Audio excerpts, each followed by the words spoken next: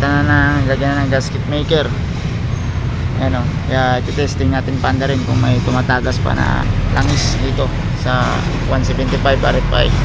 Tara, let's go. Ayan guys, panda rin this yung RFI 175. Titingnan natin kung may tagas yung langis niya ulit. Ayan, tara, let's go. Ayan. Ayan, panda na. Tingnan natin kung tagas pa yung langis.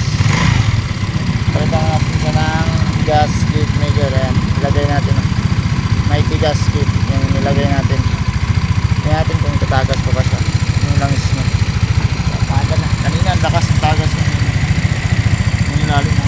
Ngayon tingnan natin siya kung meron pang tagas. Ngayon mga idol, wala na yung tagas niya. Ayan, wala na tagas. Ayan, wala na rin ingay.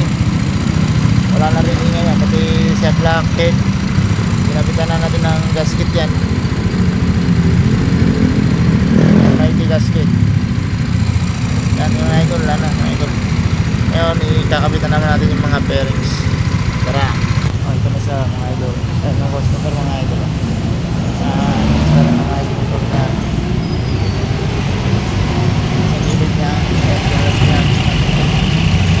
Okay na rin. Sa FI niya. Okay na rin. Ayan. Okay na rin. Hindi na pula nga mga gagawin.